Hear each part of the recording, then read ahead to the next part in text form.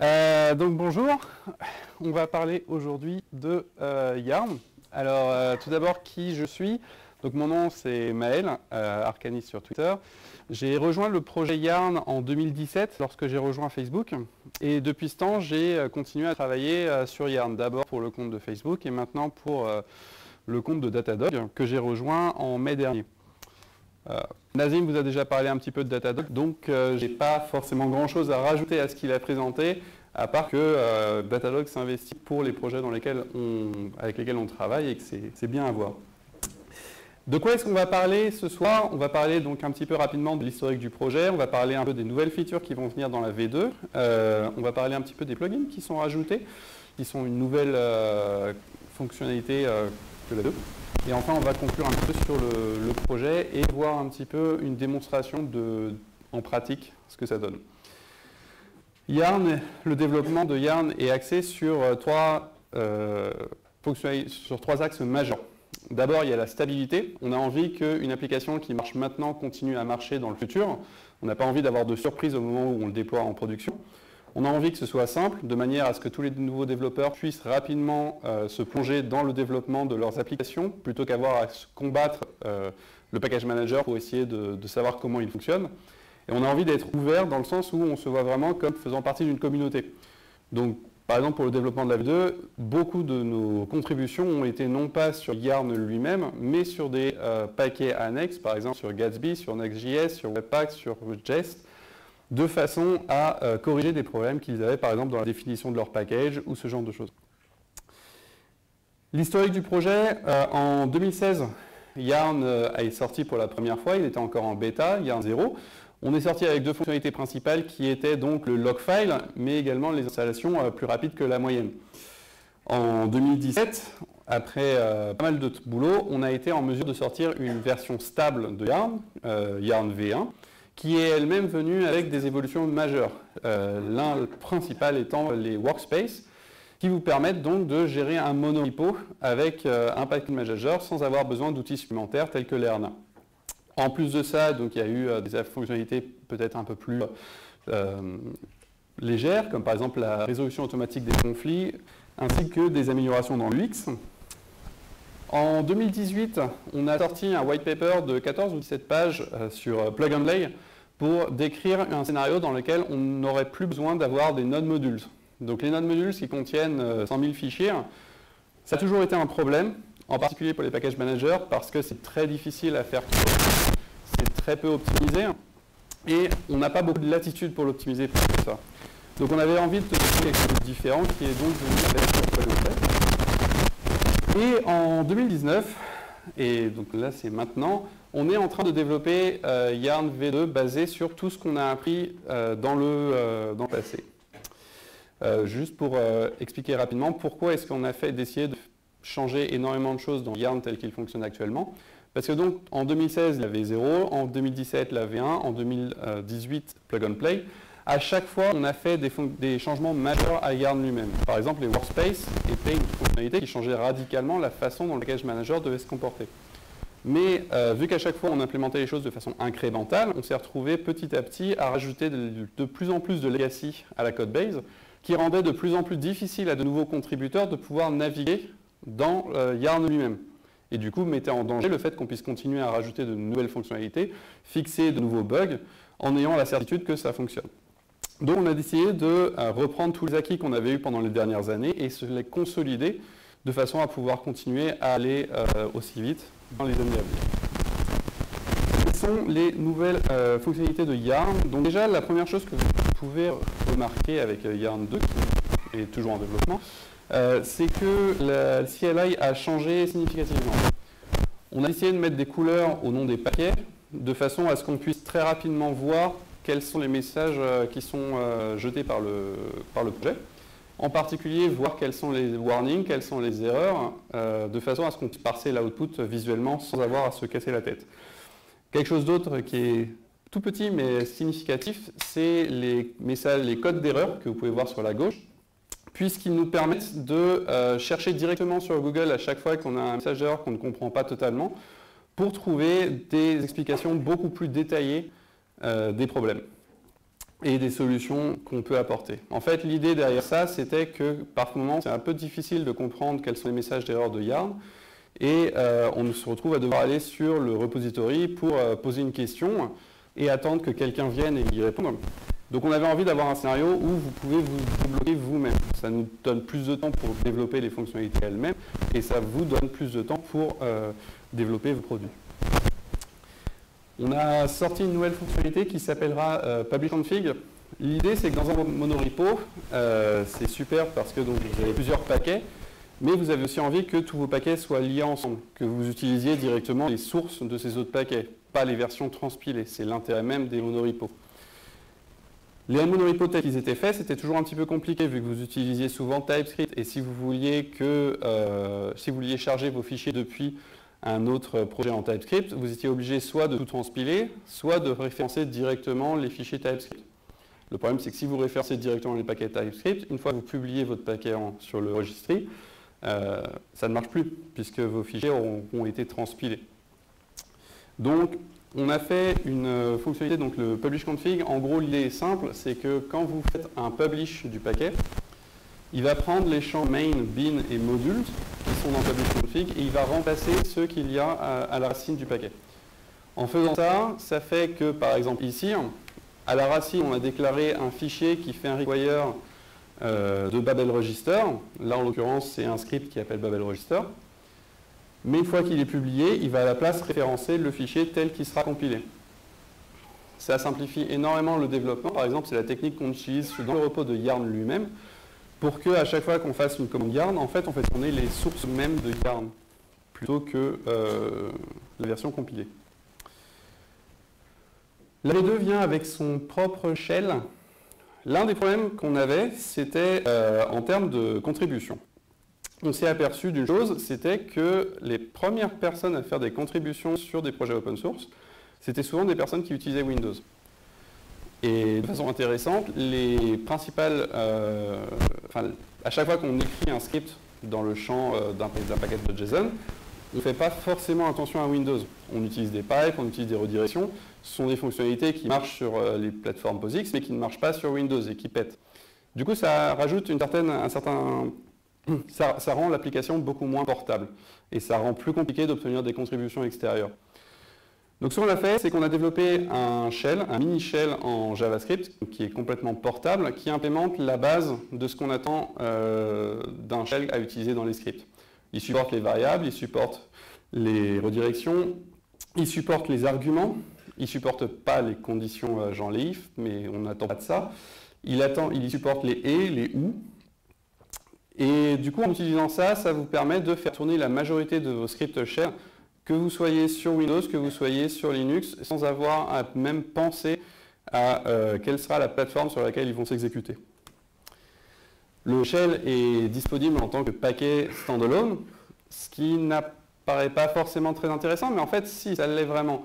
Jusqu'à présent, Yarn était, de façon assez amusante, n'était pas un monorepo.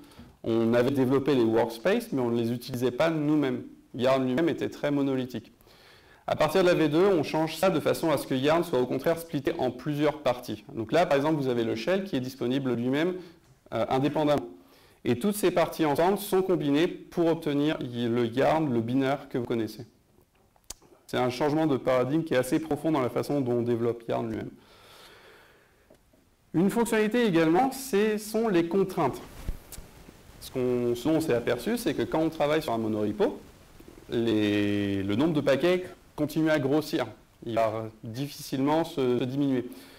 Et simultanément, on a quand même envie que tous les paquets qu'on développe, même s'ils font partie s'ils sont indépendants les uns des autres, ils y suivent quand même quelques règles. Par exemple, on n'a pas envie d'avoir 15 versions de Webpack dans le repository, ou on n'a pas envie d'avoir 15 versions de TypeScript.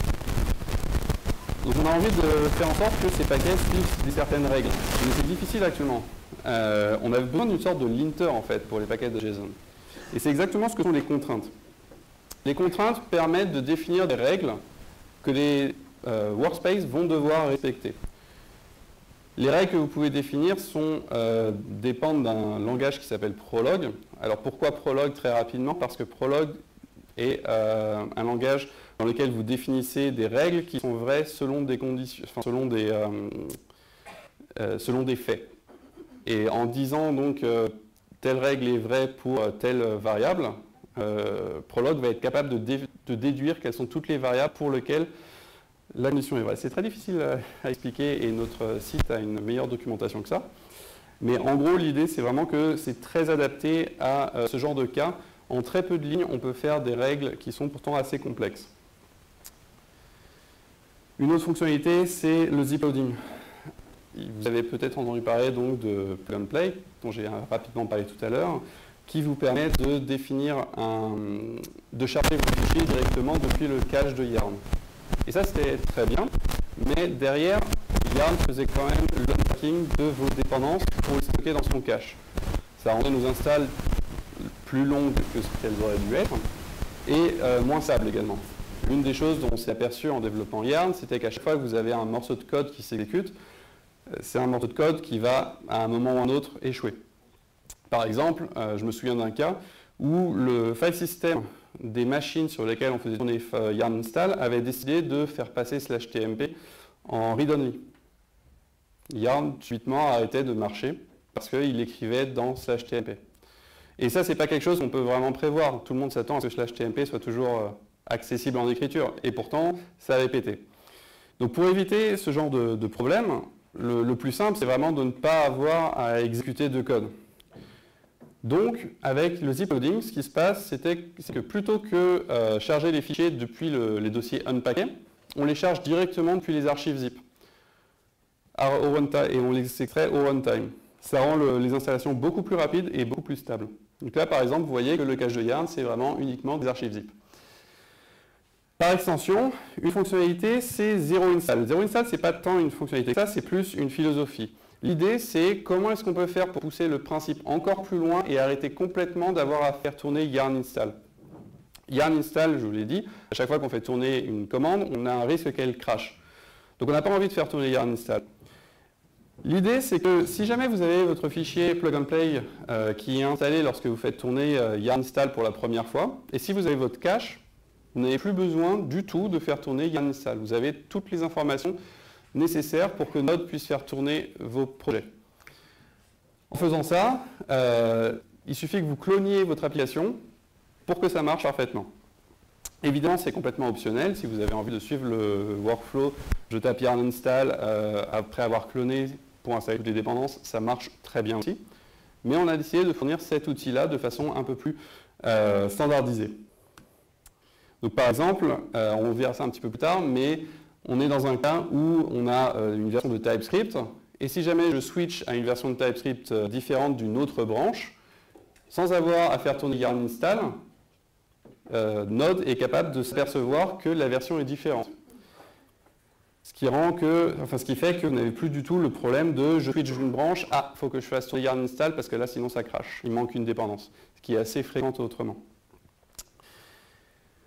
On a donc implémenté un système de plugins.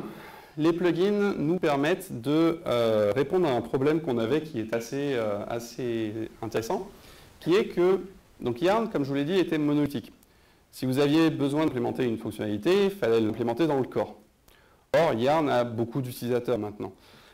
Du coup, l'un des problèmes qu'on avait, c'était qu'il y avait pas mal de personnes qui publiaient des fonctionnalités qui étaient très intéressantes, mais qui étaient vraiment spécifiques à un use case. Et vu qu'ils avaient travaillé dessus, on avait envie de le merger pour qu'ils puissent l'utiliser. Mais simultanément, c'était complexe parce que ça rendait notre codebase plus complexe, avec des fonctionnalités qui ne seraient peut-être pas maintenues dans le futur. Donc on avait besoin de pouvoir séparer tout ça avant de le merger dans le corps, si jamais vraiment on s'aperçoit que c'est très utilisé par beaucoup de personnes. Du coup, le système de plugins répond à ça. Vous pouvez définir un fichier JavaScript qui va se hooker à différentes parties de l'exécution de Yarn. Par exemple, au moment où il télécharge les paquets depuis le registry, ou au moment où il résout le semver range vers une version précise d'un paquet, ou simplement exécuter une tâche après chaque installation. Donc vous pouvez vous hooker à ces différentes étapes du life cycle de Yarn pour lui dire d'exécuter des actions particulières. Donc quelques plugins qu'on a fait. On a la commande yarn workspaces for each, qui est disponible dans un plugin externe, qui permet d'exécuter une commande sur tous vos workspaces en respectant l'ordre d'exécution basé sur les interdépendances entre workspaces, de l'exécuter en parallèle ou pas, etc. Vu que c'est un plugin, ça ne fait pas partie donc du Yarn Core et on a un peu plus de latitude pour le développer comme on veut. À un moment, si jamais on a envie de changer le comportement, tout le monde va quand même être en mesure d'upgrader Yarn, mais pas forcément d'upgrader ce plugin et de rester donc sur la version que vous savez convenir à vos besoins.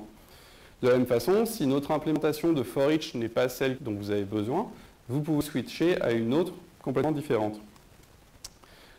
Quelqu'un dans la communauté a déjà développé un plugin qui s'appelle Yarn Dedupe et qui upgrade automatiquement toutes les dépendances qui sont dans votre log file pour qu'au maximum, elle réutilise les paquets qui sont stockés dans le log file. Parce qu'il y a un petit truc avec Yarn, c'est qu'à chaque fois que vous faites Yarn install, il va tenter de réutiliser au maximum tout ce qu'il y a dans le log file. Même si vous rajoutez un paquet, il va quand même garder le log file tel qu'il est. Il va juste rajouter le paquet. Ce qui fait qu'au fur et à mesure du temps, vous risquez d'aboutir à un cas où vous avez le même paquet, par exemple, mettons Webpack, à plusieurs reprises avec plusieurs versions différentes dans votre log file. À ce moment-là, Yarn Dedupe va upgrader toutes celles qui sont possibles à la version maximale qui est utilisée par votre projet, retirant donc les paquets redondants. Un autre plugin est en TypeScript qui permet d'auto-ajouter les add types à votre projet. Donc mettons que vous fassiez un yarn add lodash, le plugin TypeScript va automatiquement ajouter add type / lodash à vos dépendances, de façon à ce que vous n'ayez pas à vous en soucier. Donc on a un assez gros changelog de toutes les fonctionnalités sur lesquelles on a travaillé. Pourquoi ça ne s'ouvre pas ?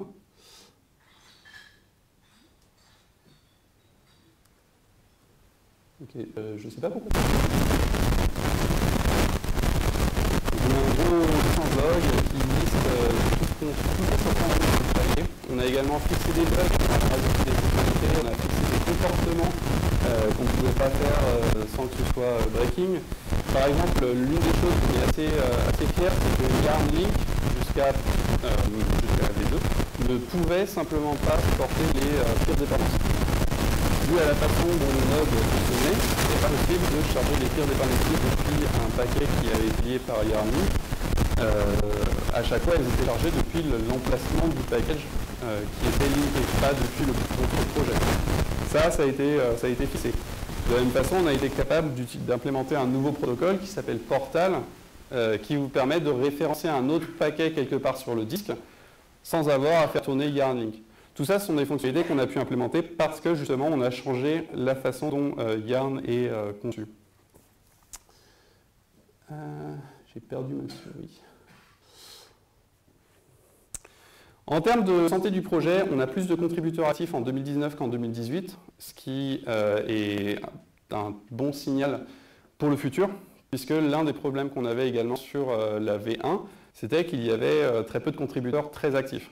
Il y avait moi, principalement, et peut-être 3-4 personnes qui venaient de temps en temps pour nous aider. Là, on a vraiment des personnes qui reviennent très régulièrement, qui font la majorité du travail. Et ça rend le travail même sur Yarn beaucoup plus agréable. De la même façon, ils font des contributions qui sont de très bonne qualité, hein, avec un bon process de review et tout. Et donc ça rend vraiment le projet, ça augmente notre confiance que le projet va être en mesure de survivre aux années. En termes de release Docker pour la V2, donc comme je vous l'ai dit, on est encore en développement. On est en train de travailler sur plusieurs projets de façon à pouvoir assurer que la migration se fasse dans les meilleures conditions pour tout le monde. En particulier, non-modules. Yarn V2 utilise Plug and Play par défaut. On a conscience que ce n'est pas compatible avec tout. Donc on est en train de prévoir un scénario pour utiliser des non-modules en fallback pour les paquets qui ne seraient pas en mesure de supporter Plug and Play, de façon à ce que la migration soit painless.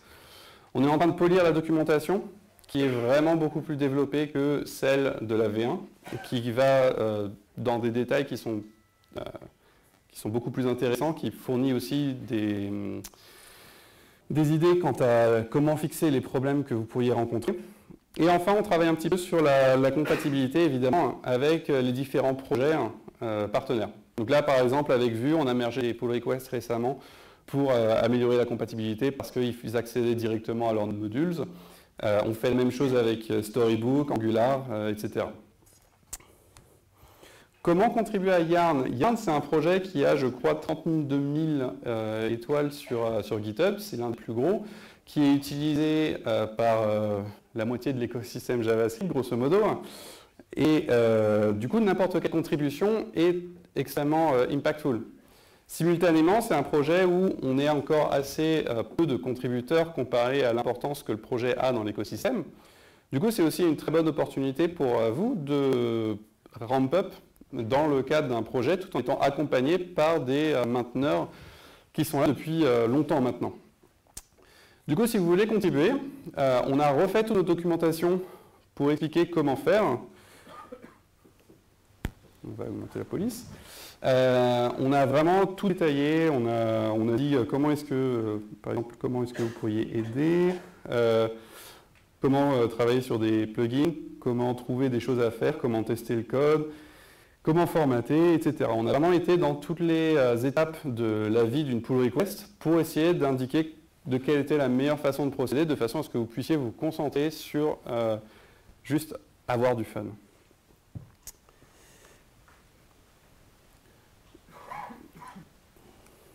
Voilà.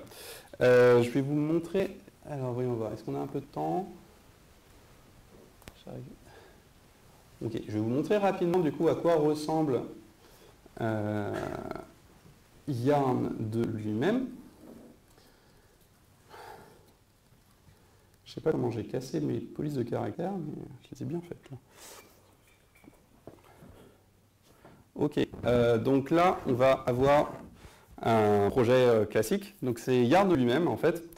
Pour faire tourner Yarn, c'est toujours la même commande que vous connaissez. Et là, c'est un peu plus lent parce qu'on est en train de faire tourner les sources directement depuis le repository de Yarn. Donc il le compile à la volée avec Babel Register. Vous pouvez voir donc que tout a été installé. Et maintenant, faisons rapidement ce que je vous avais montré tout à l'heure. Donc on va check out une branche. On va dire ça va être mail TypeScript upgrade. Et on va regarder quelle est la version de TypeScript. Hop. Donc là, on va pouvoir voir que la version qui est utilisée sur cette branche-là, c'est la 3.7.2. Maintenant, disons qu'on revienne sur la branche précédente et on relance la version de TypeScript. La version qui va être utilisée, cette fois, ça va être la 3.7.0 dev. Donc Node a été capable de voir il n'a même pas vu en fait. Vu que tout est directement check-in dans notre repository, quand on switch d'une branche à l'autre, de fait, c'est un petit peu comme si on faisait tourner yarn install. Alors, quelle est la différence avec check-in juste un node modules? Ça, c'est une question qui revient assez souvent. La différence, c'est qu'un node module, ça contient littéralement 100 000 fichiers. Le cache de Yarn contient exactement un fichier pour chaque package que vous utilisez. Donc là, on en est plus dans l'ordre de au maximum 1 millier, et encore. Additionnellement, tous ces fichiers sont compressés et sont des binaires. Du coup, Git ne va pas essayer de faire des diffs. Alors que si jamais vous aviez un node modules, Git essaierait de faire des diffs entre tous les fichiers à chaque fois que vous faites un update de package, ce qui serait complètement du gâchis. Et enfin, le troisième point, c'est que dans un node modules, le hoisting ne peut pas être parfait. C'est pas possible qu'on mette tout à la racine. Ce qui fait qu'à chaque fois que vous installez un nouveau paquet, on est obligé de recalculer le hoisting, et si ça se trouve, un paquet qui était hoisté précédemment ne va pas pouvoir l'être à nouveau, ou inversement, un paquet qui était hoisté ou un paquet qui ne pouvait pas être hoisté peut l'être dans les futures versions. Ça fait que Git va penser que les fichiers sont déplacés d'un endroit à l'autre et va complètement exploser. Alors qu'avec le cache de Yarn, tout est flat. Vous avez un paquet à côté d'un paquet, etc. Tout est au même niveau. Il n'y a aucun problème justement de détecter quels sont les fichiers qui sont renommés, etc. Donc dans l'ensemble, c'est beaucoup plus efficace de de stocker un cache dans un repository Git qu'un node module. Ça n'a vraiment rien à voir. Une dernière petite chose, parce qu'on est quand même au meet-up de React. Yarn utilise React. Je vais vous montrer ça. Alors, on va dans les scroll bulletin. En fait, on utilise la bibliothèque Inc, dont vous avez peut-être entendu parler, qui permet donc d'utiliser React dans le terminal. Ils ont un renderer qui est connecté sur le React Reconcilier, un paquet particulier de l'écosystème React. Ce qui fait que, par exemple, mettons que ici je tape yarn upgrade interactive.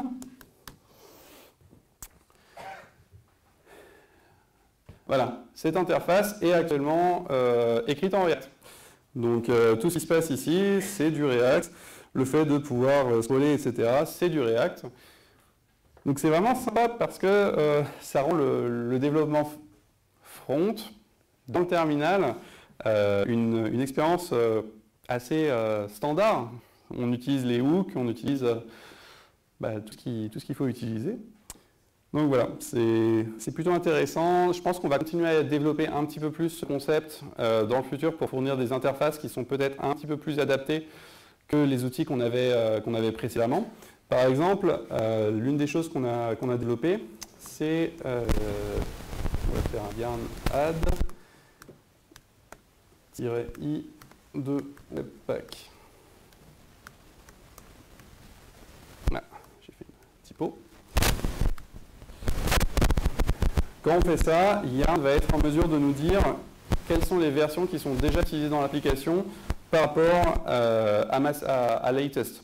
Donc, par exemple, ici, il nous demande si on a envie de réutiliser le range qui est déjà utilisé par tous les autres workspaces ou si on a envie de directement utiliser celui de master. En l'occurrence, ce sont les mêmes, il n'y a pas eu de nouvelle release de Webpack depuis qu'on a mis à jour. Mais par exemple, si on essaye avec peut-être l'autre, non. Micromatch peut-être.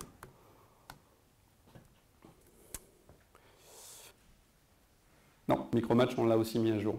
On est trop à jour. Voilà, donc en gros, l'idée, c'est vraiment qu'on va essayer d'avoir de plus en plus de fonctionnalités où on va vous assister de façon à ce que vous n'ayez pas à vous battre contre l'outil. Ça rentre un peu dans le principe de simplicité dont je parlais au début du talk. Donc ici, on est capable de vous dire, vous utilisez déjà ces packages-là, est-ce que vous avez envie de les réutiliser, ce qui est assez probable. Voilà. Donc, je vous ai présenté un petit peu l'ensemble de nos développements sur Yarn. Si vous avez des questions, n'hésitez pas, que ce soit sur l'écosystème, que ce soit sur la technique, ce que vous voulez. Et je reste à votre disposition après les talks pour en discuter plus. Voilà.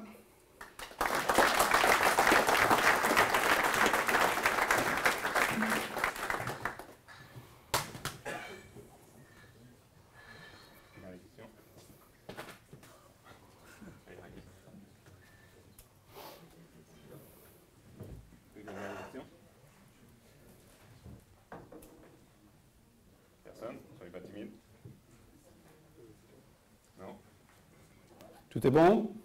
Cool. Ah, il y en a une là.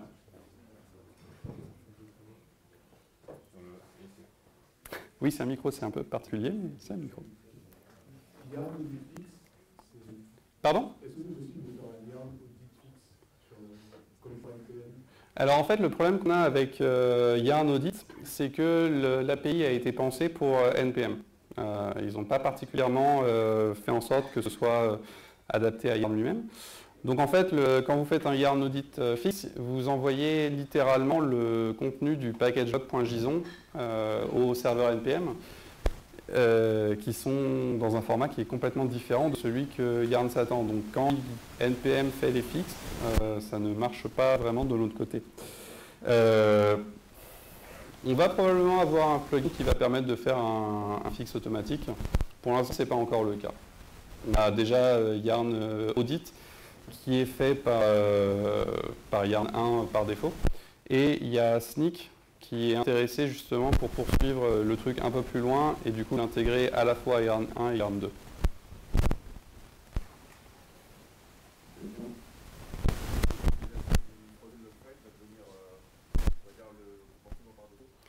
Alors, Frozen Log File, pour l'instant, n'est pas encore le comportement par défaut, principalement parce qu'on a déjà énormément de changements dans la V2. Donc, on va probablement le reporter à V3. La V3 dans un certain temps déjà. Mais en revanche, on a vraiment retravaillé la façon dont les Frozen Log Files marchent.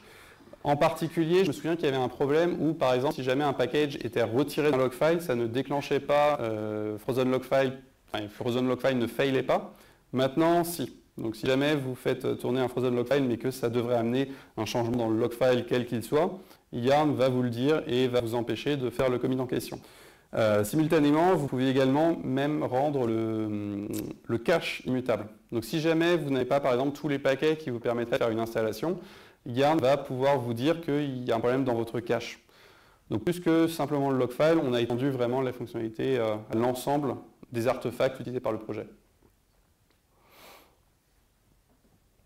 Une autre question peut-être? Non? Cool. Eh bien je vous dis à plus tard.